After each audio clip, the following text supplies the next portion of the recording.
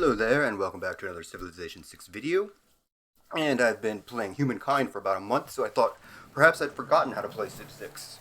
But turns out that was not a problem.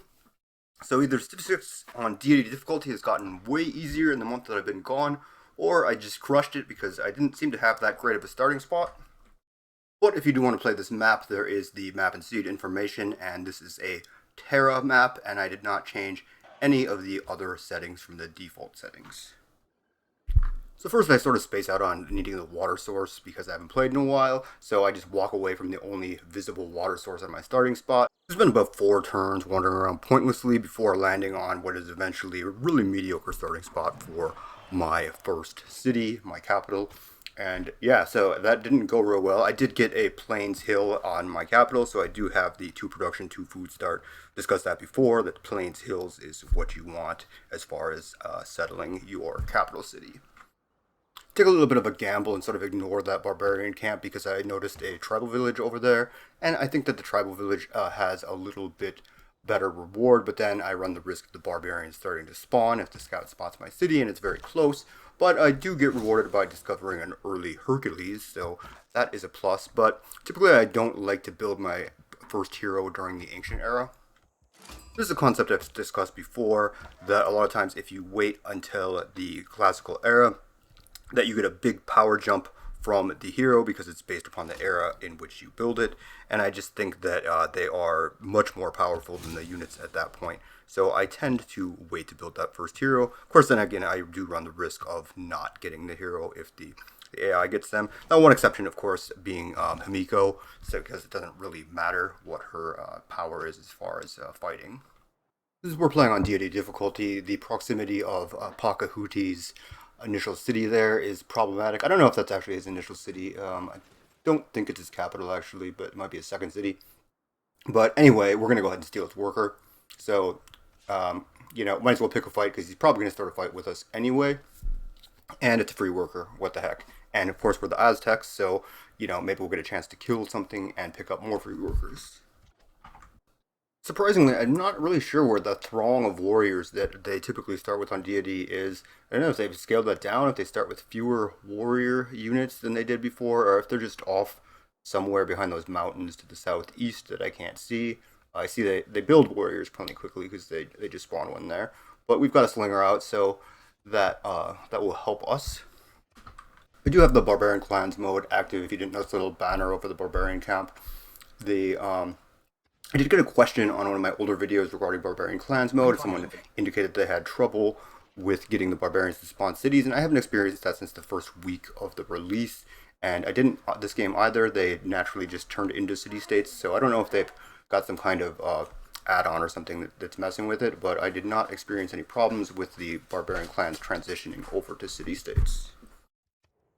Now, unfortunately, our stolen worker does only have 2 charges. They managed to use a charge. I think if you might have been looking closely, you would have saw him use it. But you can always hover over the worker if you have a melee unit to see how many charges they have left, and that helps to make the decision in terms of whether you want to go to war just to steal a worker or not.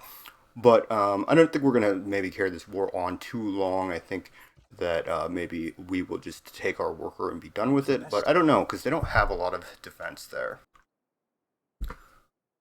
We're not doing terrible, but we're not doing great either. We got sort of a crappy starting spot. We do have that one luxury resource tile, which is honey, which is nice because that is an easy luxury to improve, and the Aztecs get a bonus off of approved luxuries to their combat strength, so that is good. For some reason, I decided not to research animal husbandry, which would allow me to improve that, so instead I'm researching pottery.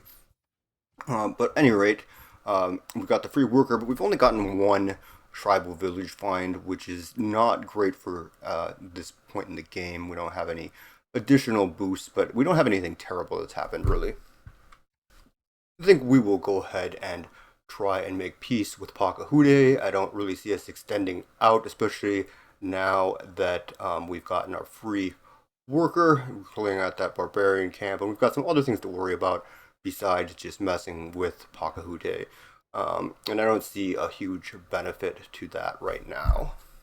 So go ahead and research animal husbandry so we can finally make that camp. Probably should have researched that earlier. I don't know why I was in a hurry to research pottery there. I must have had some logic behind it. Now you see that Mansa Musa must be relatively close. He's got a warrior lurking around there along the river. So it looks like we are sort of hemmed in, which is not surprising because I didn't change the number of AI players, and we are on a Terra map, which basically makes it so there is an empty continent and all of the players start on a single continent. I'm not sure why, but Mansa Musa's portrait just sort of irritates me. I feel like, I don't know, he reminds me of that guy in Game of Thrones that Daenerys locks in the vault, Zoran Daro Daxis or something. But at any rate, I don't know. He just looks very, very haughty. He just like really thinks he's something. But we have a Pantheon here, and there seems to be quite a few of them available. Of course, not the one that gives you the free settler. Could get the free worker, but even though I only have like one accessible marsh tile from this city here, and I'd have to purchase it, there is a chance to get a few marsh tiles that would benefit for Lady of the Reeds and Marshes, which I think is probably the strongest Pantheon you can get, in my opinion, besides maybe the free settler. The AI playing Molly is doing one of the things that I hate that the AI just loves to do is when you're not enforcing, when you don't have the ability to enforce borders yet, they love to just surround your city with warriors, and then of course what they just did is then surprise attack you. You know, they do have a 4-to-3 advantage in terms of raw number of troops, but I do have the Jaguar Warriors, which are a better troop, and additionally I'm defending, which is generally easier than attacking, and I am on a Plains Hills square. Well, now they have 5 troops out, but the Plains Hills square provides me some extra defense, and then I do have some jungle territory as well to provide me some cover. So I think that it's pretty good position here. They are attacking into a pretty good defense. The improvement that we just got down on the honey there will give us an additional +1 to combat strength because we are the Aztecs and they benefit from having that, and we just snagged another worker from the special ability of the Jaguar Warriors, so that is good. We still don't have archery, which is sort of a big drawback. If you are defending, you want to get archery up as soon as possible, but right now I'm not terribly worried. I'm still building a settler at this point. That shows how worried I am. Defenses are holding up pretty well here. We're getting some free workers here as well, so overall this attack by Molly is actually sort of a positive for us, and we'll be able to use those workers to improve those horses nearby, as well as that wheat to get the irrigation boost. And it doesn't look like Mali has a lot more incoming forces. In fact, they're retreating, so it doesn't look like they have a lot of backup. They've exhausted it. Oh, their border is right there. We got a few boosts there as well. This should actually be a really big plus that their lands are pretty close by here, because that's going to give us an opportunity to counter push, given that our units are really not injured very much.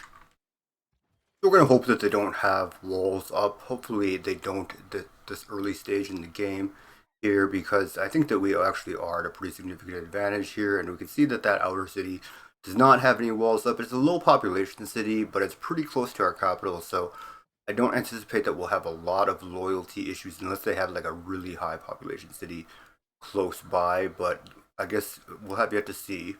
We have finished our settler, so we'll head over and see if we can capitalize on that available area. Over by those 3 marsh tiles, we should be able to build up pretty quickly with the Our Lady of the Reeds and Marshes Pantheon that we took. Probably should clarify, I know earlier in the video I did mention that I thought Our Lady of the Reeds and Marshes was probably one of the best 2 Pantheons.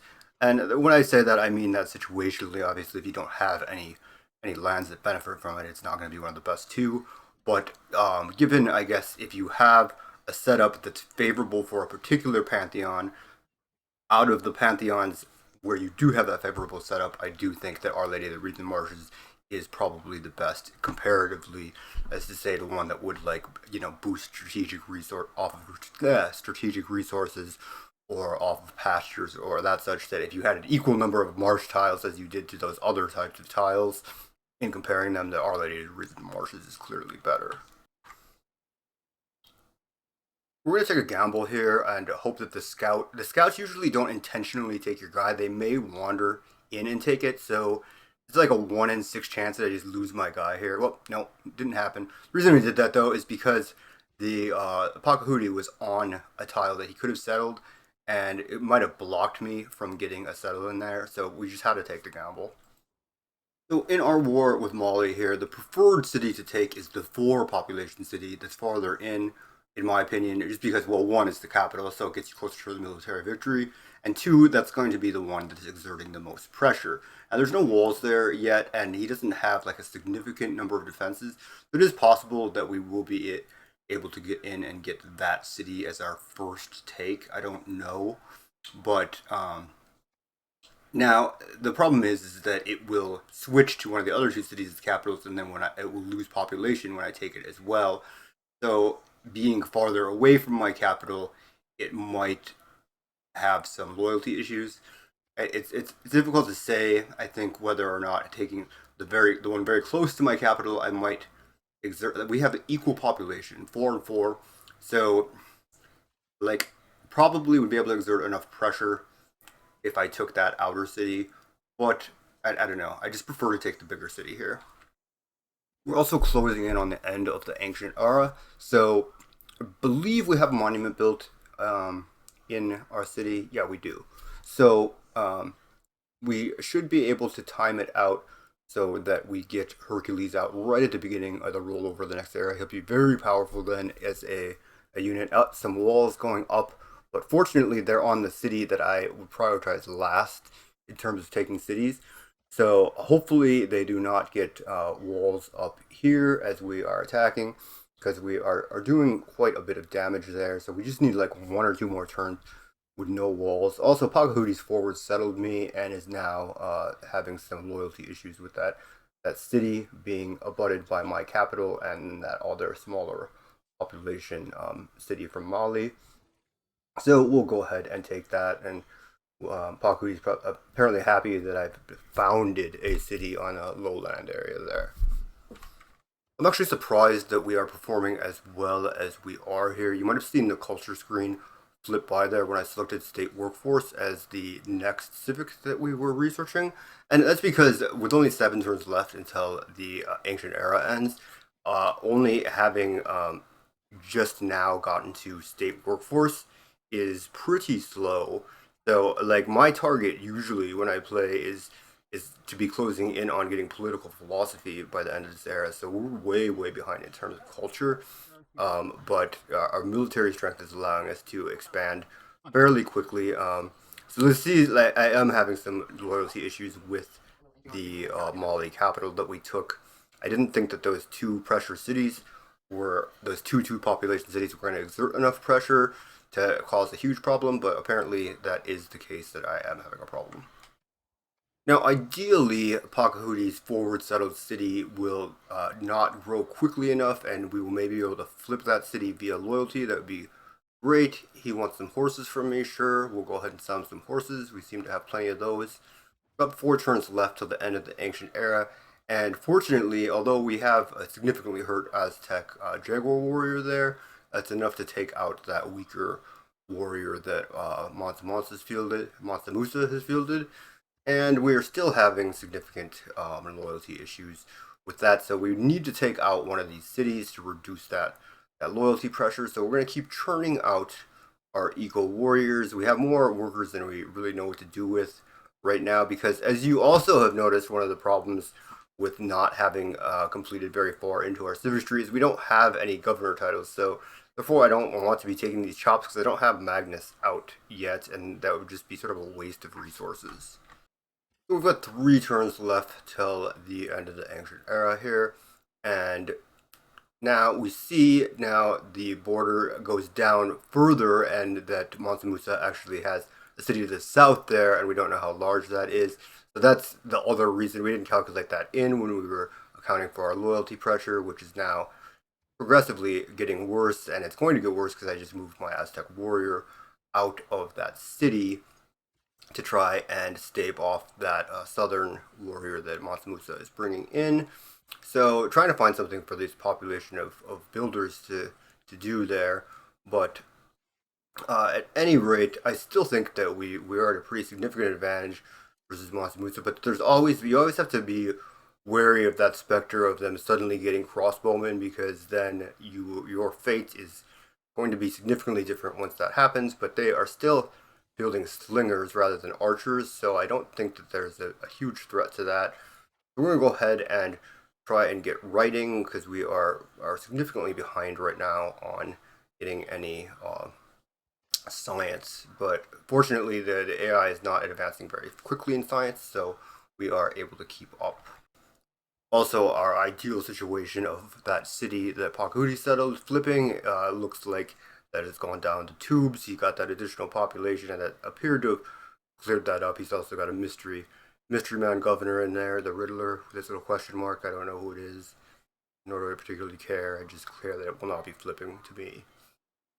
So, Jen's defenses here are still pretty lacking. So we've got one Jaguar warrior or two archers, and then he's got one warrior down to the south there, getting some promotions as well. But we are about to lose that city to flip to a free city in rebellion, and we still do not have a ton of progress on getting the nearby city down. So what's probably going to end up happening, barring any walls, is that we are going to be able to take a smaller population city, and then we are going to have to let that other capital fall into free city status. But hopefully it won't revert back to Mali super quickly. So we'll be entering the classical area here. Oh, there it goes. We lost to the capital city, but it still doesn't belong to Mali, so they're not getting anything out of it. But since we're wrapping up the classical era here, this is probably a good time to go ahead and stop this segment. But as you can see, we are doing relatively well right now on the leaderboard. We're not doing great on score. We're lagging behind on score against pretty much everybody except for, just pretty much everybody that we've met. But you know what? That scoreboard doesn't matter too much, because we're crushing in military might right now, and I think that we'll catch up very quickly in score.